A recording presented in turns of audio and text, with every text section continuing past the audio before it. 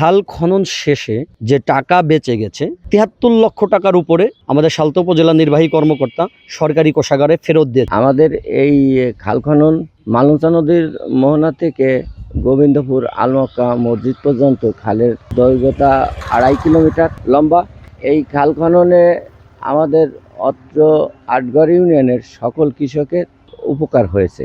মাঠে কুষ্টের মাঠ, নামকরা মাঠ, এই যে সাগর, গোবিন্দপুর, শৈলা, সেনাটি, খোয়াড়, গোয়ালপাড়া, এই যে অত্র কয়েকটি গ্রাম বা কয়েকটি মাঠ, এই মাঠে পানি জলাবদ্ধ হয়ে থাকতো। এই খাল খননের কারণে পানি নিষ্কাশন হচ্ছে।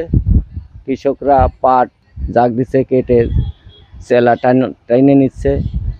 এতে হাজার হাজার কৃষকের উপকার হচ্ছে। এই খাল খনন যেভাবে আমরা সঠিকভাবে করেছি এবং যাদেরকে লেবার নিয়েছিলাম এবং বেকু এরা কাজকে ফাঁকি দিতে পারে নাই, আমরা সবসময় অল টাইম লেগেছিলাম। ইউনিয়ন পরিষদের সচিব, উদ্যোক্তা এবং সদস্য, সেক্রেটারি, পিআইসি সবাই আমরা লেগেছিলাম, যার কারণে আমরা সঠিক অর্থে আমরা খাল খনন করতে পেরেছি এবং বাড়তি অর্থ আমাদের লাগে নাই, যার কারণে ওই অর্থ আমরা সরকারি কোষাগারে আমাদের ইউনো স্যার এবং পিআইও স্যার সরকারি কোষাগারে জমা দিয়েছে।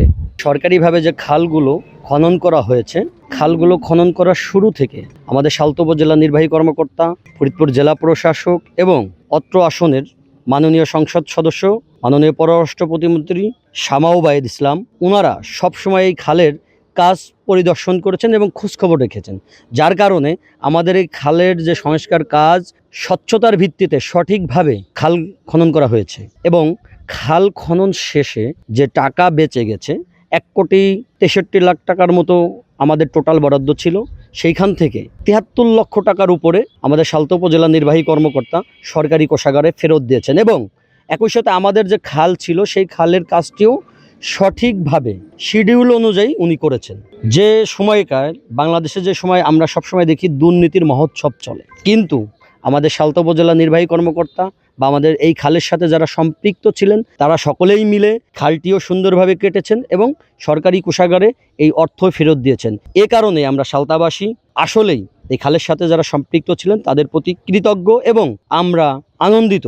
পানি নিষ্কাশনের ফলে পেঁয়াজ, পাটের যে উৎপাদন, সেই উৎপাদন বাড়বে এবং ব্যয় খরচও কমবে।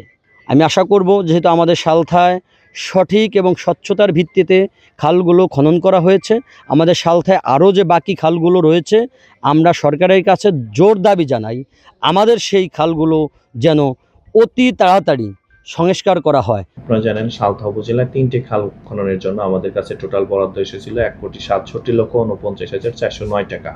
এর মধ্যে থেকে আমরা খালগুলো যথাযথভাবে ৩টা ইউনিয়নে, যেমন আটগড় ইউনিয়ন, রামকান্তপুর ইউনিয়ন এবং সোনাপুর ইউনিয়নে খাল খননের জন্য আমাদের বরাদ্দ এসেছিল। এই খালগুলো যথাযথভাবে আমরা খননে, আমাদের যে একটা ডিজাইন ছিল কত ফিট গভীর হবে, কত ফিট প্রশস্ত হবে, সেইগুলো যথাযথভাবে সেটা আর কি রক্ষা করে আমাদের কাজগুলো সম্পাদন করি। যে ক্ষেত্রে আমাদের টোটাল ব্যয় হয়েছে ৯৪,১৩,০০৪ টাকা এবং আমাদের অব্যয়িত অর্থ আছে ৭৩,৩৬,৩৬৫ টাকা, যেটা আমাদের টোটাল বরাদ্দর যে ৪৩% আমরা অব্যয়িত অর্থ আছে এবং ৫৭% টাকা আমরা প্রকল্পের খাল খননের কাজে ব্যয় করেছি। এই ক্ষেত্রে আমাদের যে আমরা এক্সকেভেটর, আমাদের প্রকল্পের একটা পরিপত্র অনুযায়ী 50% ওয়েজেস আর 50% ছিল নন ওয়েজেস।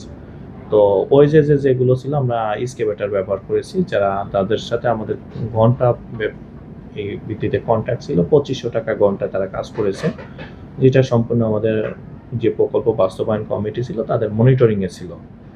আর ওয়েজেসে যেটাই ছিল আমাদের শুরু থেকে একটা নির্দেশনা ছিল যে কাজ করবে তারাই একমাত্র টাকা পাবে, যে যতদিনের কাজ করবে। আমাদের এই কমিটি সার্বক্ষণিকভাবে কাজ করেছে, আমাদের বিভিন্ন রাজনৈতিক ব্যক্তি তারা পরিদর্শন করেছে। আপনারা জানেন আমাদের এই খাল পররাষ্ট্র প্রতিমন্ত্রী মহোদয় খাল খনন কার্যক্রম উদ্বোধন করেছিল, অর্থাৎ সার্বক্ষণিক সেই বিষয়টা মনিটরিং করেছে। এক্ষেত্রে আমি যেটা মনে করি যে সালথার মানুষগুলো আন্তরিকভাবে কাজ করেছে, যার জন্য আমরা অল্প দিনের মধ্যে টোটাল কাজ কমপ্লিট করতে পেরেছি।